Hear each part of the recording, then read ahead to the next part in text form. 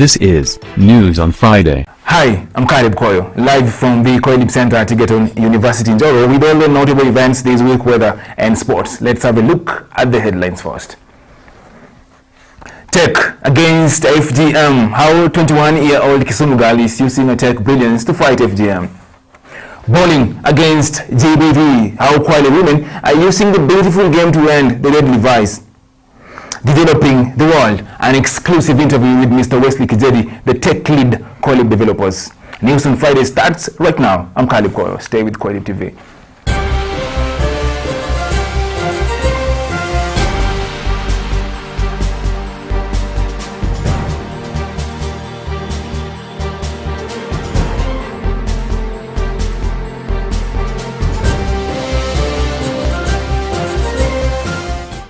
Female genital mutilation, or FGM, is internationally recognized as a violation of human rights. Yet, over 200 million girls worldwide are at risk of undergoing this harmful practice every year. Many of them are under the age of 15. But can an African tech innovation help end violence against these girls?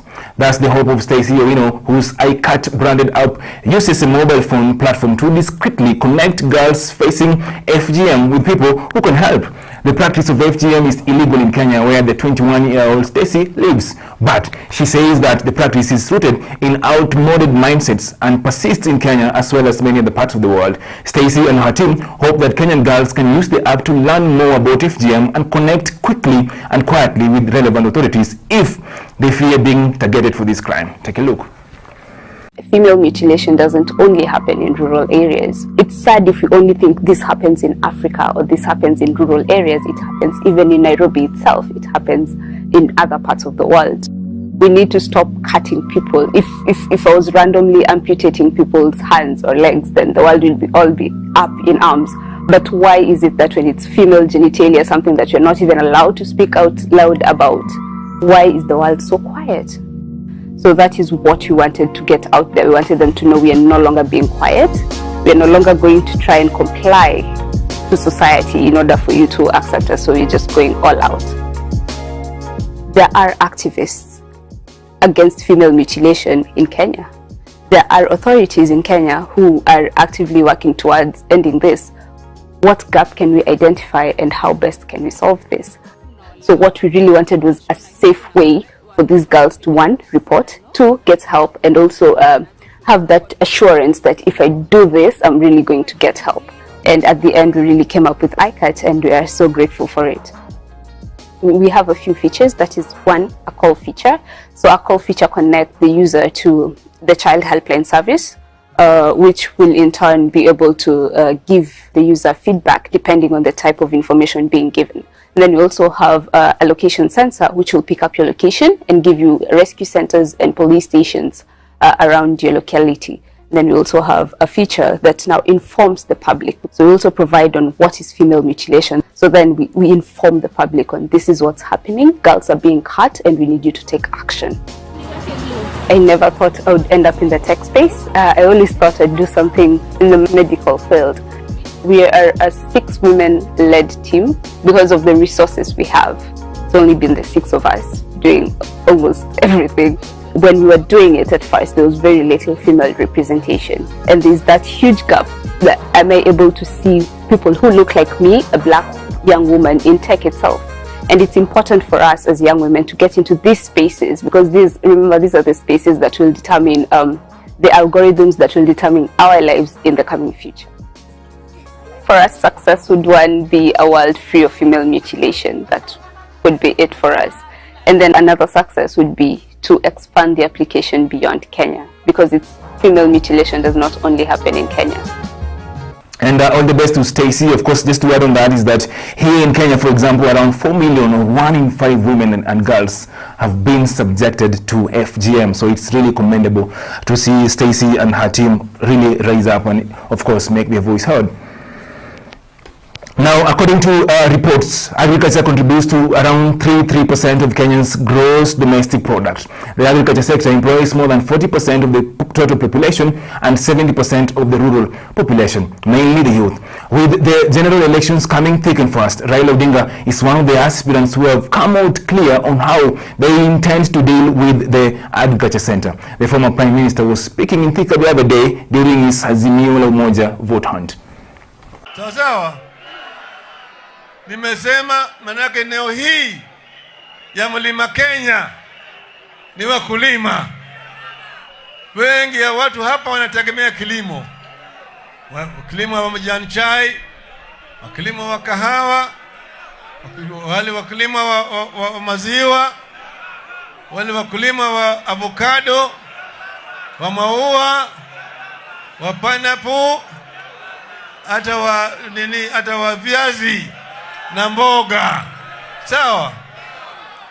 Tunataka kuleta kinaitwa smart agriculture, ili kilimo iwe inaweza kurudisha jasho ya mkulima, kurudisha bei ya mbolea na kadhalika chini na mbegu. Sawa sawa? Na vile vile kuleta tafuta soko ya bidhaa ambayo inatoka kwa kilimo, na kufanya vile vile value addition kwa ile mazao ya kilimo. Sawa sawa? Hiyo itaweza kutajirisha wakulima wetu. Hakuna mahali katika ulimwengu mzima ambaye hakuna subsidy kwa kilimo. Ukienda Amerika wana subsidize wakulima, Ulaya hivyo hivyo. Sawa? Sisi tutafanya kazi na nyinyi pamoja. Mimi najua shida ya mkulima.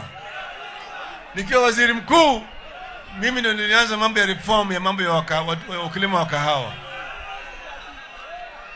Kwa upande miundo msingi, 3E's Experience is a charitable company that was incorporated in October 2019 in Kenya with one aim of improving the livelihoods of communities while at the same time empowering students and promoting environmental conservation in some parts of Kenya. Last year, they launched a school empowerment program in 3 schools in Kajiado County. Through the program, students are being mentored on various non-academical skills, and also, of course, they're being exposed to various careers available in schools. This year, they plan to do more. Here is Engineer Dr. John Mativo, Advisory Director, 3E's Experience.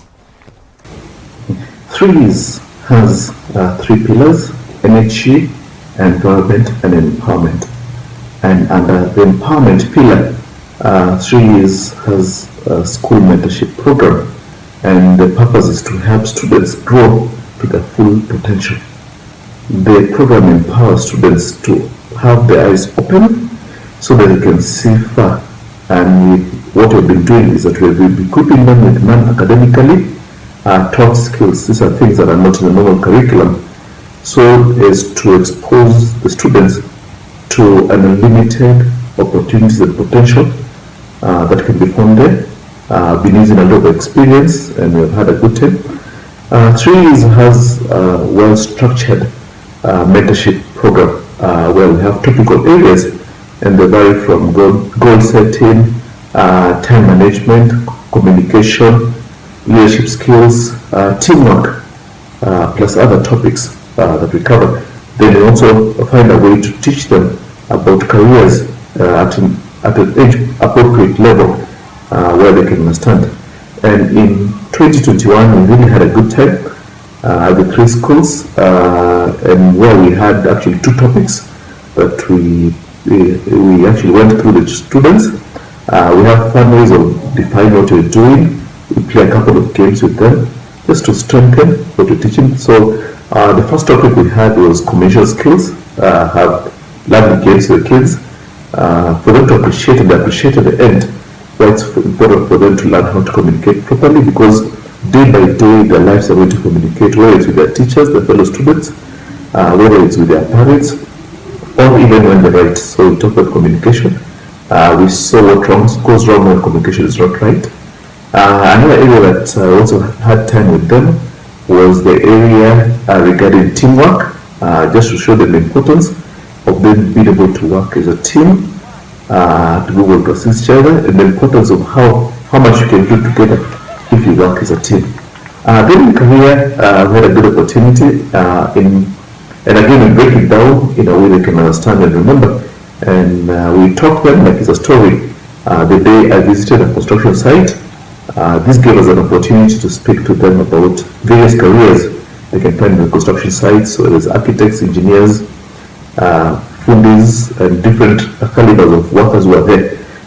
First, what we hope for them to understand that there are opportunities in the construction sector for them in the future. But again, if they get an opportunity to write a composition or a story, whether the exams, they'll be able to narrate the day they visit a construction site. So that's how we plan to teach them.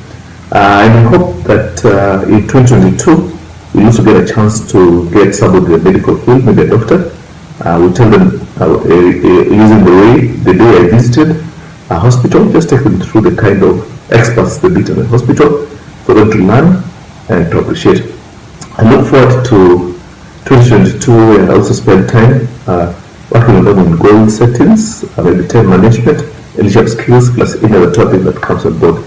And we're sure that students after finishing 3 years will become better students and will open up their eyes and see opportunities greater themselves.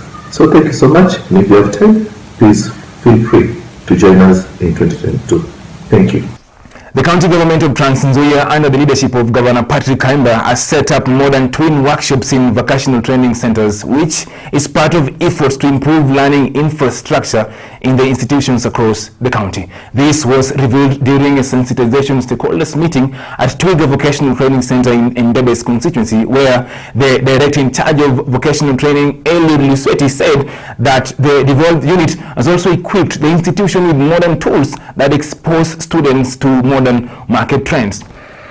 Even as this happens, Trans Nzoia Education Chief Officer Susan Gera said that the county is committed to ensuring that the unemployment rate in the county goes down, saying that these training centers will help the youth to gain skills for self-employment. She also said that more VTCs will be constructed in the near future to accommodate more courses and increase the number of young people who are seeking technical skills. So far, Gera says that more than 31 vocational training centers have been constructed across the county and tutors deployed. She also called upon the young people in the county to enroll in large numbers, revealing that Chalicha VTC currently has 32 students taking different courses, 14 of them already in their final examination this year. And of course, from Trans Nzoia County, we take a short breather here on News on Friday. We still have so much lined up for you on the other end. Stick with us.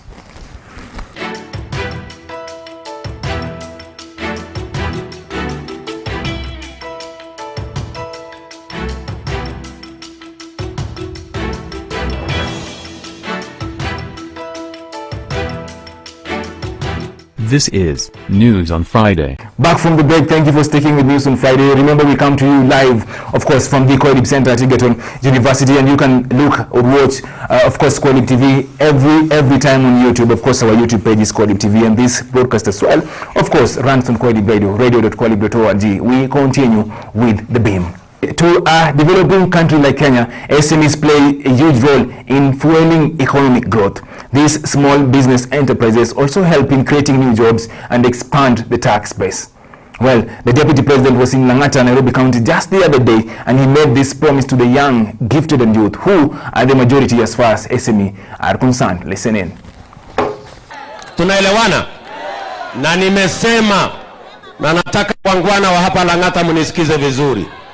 Mbali na kujenga hiyo soko, tunasema hawa wafanyabiashara wa chini, 80% ya biashara yote Kenya inafanywa na micro, small and medium enterprises. Hawa wafanyabiashara wa chini ndio wanafanya 80% ya biashara ya Kenya. Lakini wengi wao hawana uwezo wa kukopa pesa kwa bank, hawana uwezo, hawana title deed, hawajulikani kwa bank. Na wengi wao wanalipa mashailo 10% per day kwa ile pesa wanatumia. Mimi natangaza hapa kusema mwaka huu kwa mapenzi ya Mungu tunaweka pesa bilioni 50 kwa fund ya micro, small and medium enterprise, ndio tusaidie hawa wafanyabiashara wa chini hawa. Na nimesema hiyo bilioni 50 hautaenda kutafuta kwa county, hautaenda kutafuta kwa constituency.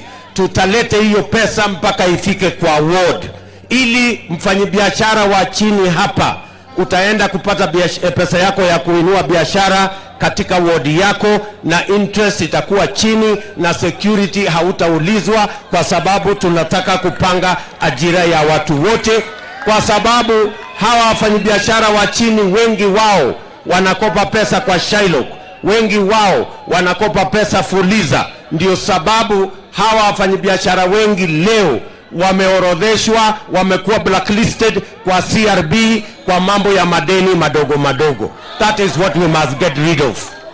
Nyinyi mnanielewa wangwana wa Lang'ata? Tunaelewana? Na ndio hiyo nimekuja hapa leo kuwauliza. Nyinyi mko tayari tupange hii serikali pamoja? Okay, from Lang'ata now we go to Kwale. Over 7,000 Kwale women have opted to use football to fight gender-based violence and campaign for peace. The women, who are 25 years and above, normally meet for 2 hours for training and to sensitize each other against GBV under a women and girls empowerment project dubbed Nikumbuke.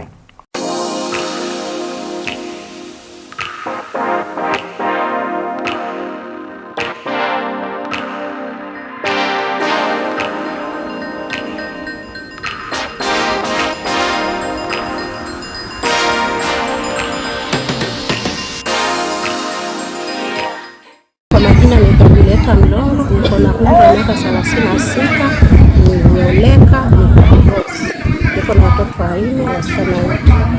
Nilipata changamoto sana katika familia yangu, katika maisha yangu, lakini nilipopatana na hili shirika la Nikumbuke, nikaanza kuingiliana nalo katika fikira zangu zote, na yale mawazo ambayo yakiniuliza kwenye nafsi yangu, nikaona kama yamepata dawa.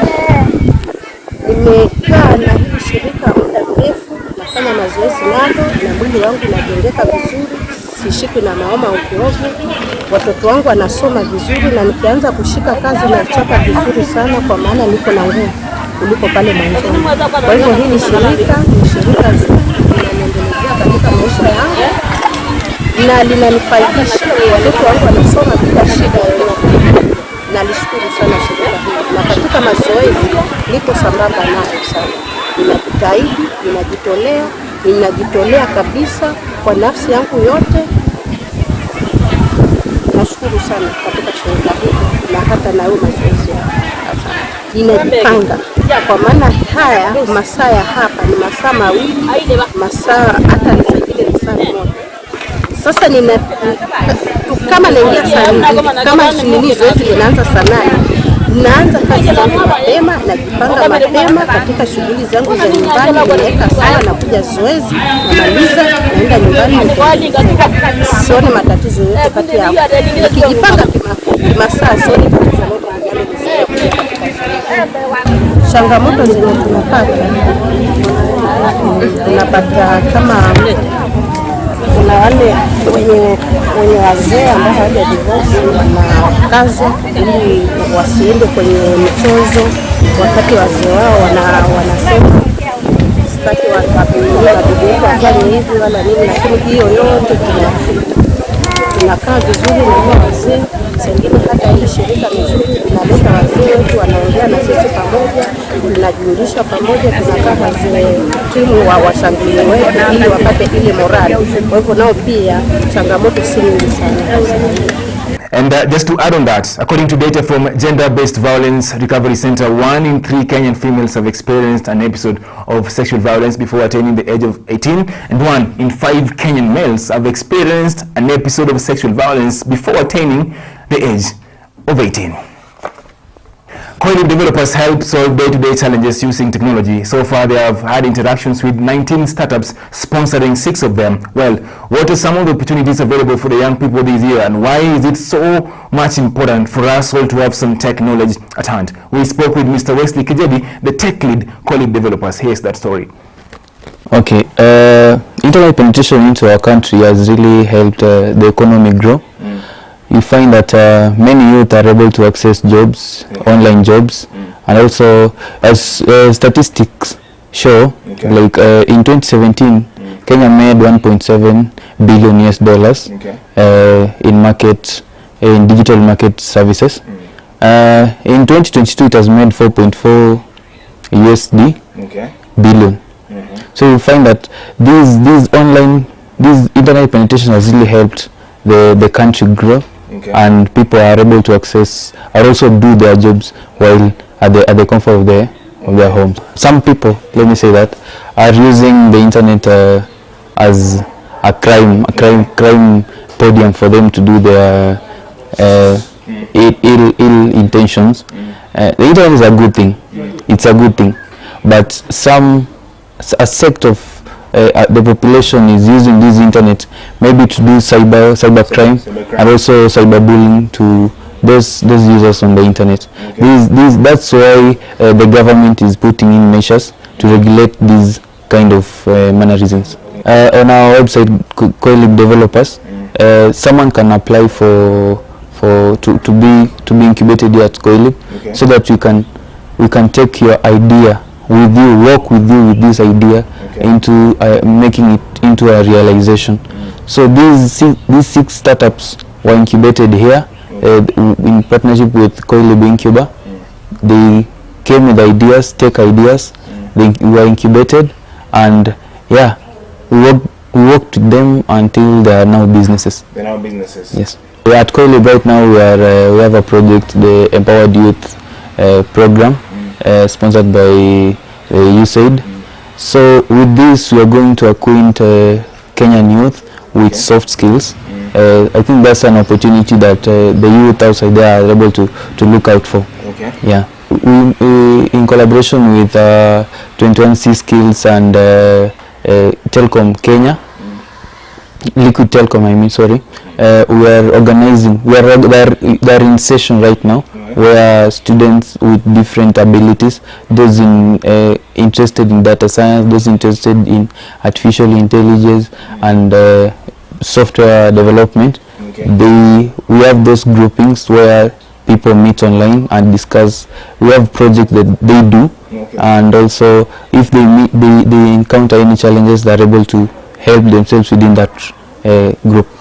Yeah. Thank you for your time. Thank you. Student leadership is often seen as a bridge to national politics. A number of current and past leaders began their careers as student leaders in various universities across the nation. With the general election just a few months away, we take a look at some of the former student leaders who have transitioned to national politics.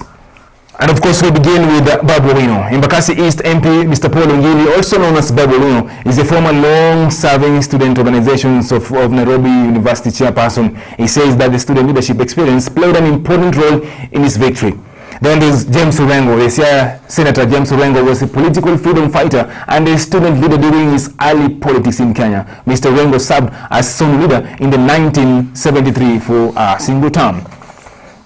There is also Kipchumba Murkomen. Elgeyo Marakwet Senator Kipchumba Murkomen served as the chair of the Kenya Law School Students Society at the University of Nairobi. Then we also look at Hassan Marasan. The ex-Mombasa Senator served as a Moi University student leader when he was elected as the chair for Moi University Students Organization, also known as MUSO. We take a short break on News on Friday. When we come back, we have listened. Stick with us.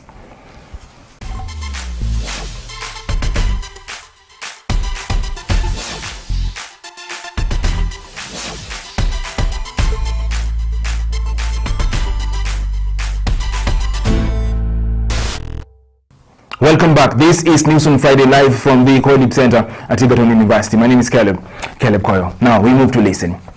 Affordable internet and smartphone are some of the factors that have led to the penetration of the internet in Kenya in recent history. While it is very safe to commend the positives that this has come with, it is also very important to bring up this other angle to this story: the need to have a closer look at how the internet negatively impacts the youth in Kenya. This is Listen by Calebkoyo. Now, over the years, social media has shaped how we relate as young people. Meetings have been moved online, interviews are now virtual, and while dating and hookups are just a swipe away. According to data report, there are around 4.88 billion internet users in the world today. In Kenya, there were about 21.75 million internet users by January 2021, and the internet penetration in Kenya stood by 40%. The numbers are expected to even go higher this year. The penetration of the internet has been facilitated by the availability of affordable internet and smartphones. The younger generation of between 18 to 35 years have resorted to finding work online as content creators, social media influencers, and online writers. But we cannot dispute the dangers that have come with the internet. For example, emotional torture, cyberbullying, fantasy living, as well as huge amount of time consumed on the social networks. For instance, according to bullying statistics, over 25% of adolescents and teens have repeatedly been bullied online. Most online bullies target women, and that's very, very unfortunate. There are very many reports. For example, this report from Association of Media Women in Kenya, of course, they say that most of these cases happen mostly to women in the course of duty. And some of these cases actually cut across cyber stalking, sexual harassment, unauthorized use and manipulation of personal information, including images and videos. Bullies, most of the time, take advantage of the anonymity of the internet. Now, listen, the government needs to come up with measures to strengthen regulation to fight cyberbullying. The other factor that needs to be addressed when it comes to social interaction is fantasy living among the Kenyan youth. The internet has created a world where everyone wants to be a celebrity. Pressure from the internet has brought about lifestyle faking, and the outcome is a very, very depressed generation. Sadly, according to data from the WHO depression fact sheet, over 700,000 people die, young people, due to suicide every year.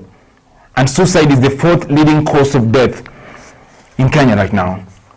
And this happens because of online related troubles being part of contributors of depression. Parents have been on the other side of the tug war with no clear strategy on how to win this war because they have minimal solutions to the dangers that the online spaces actually offer. This is because of the little involvement or lack of the know-how when it comes to online operations. Now the parents as well needs to be tech savvy. It is a collective responsibility of the society to come up with measures that can curb the negative factors that accompany internet penetration.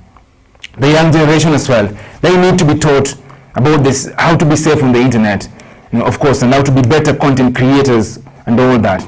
If this is not solved, it's just another looming pandemic. That is Listen by Calebkoyo.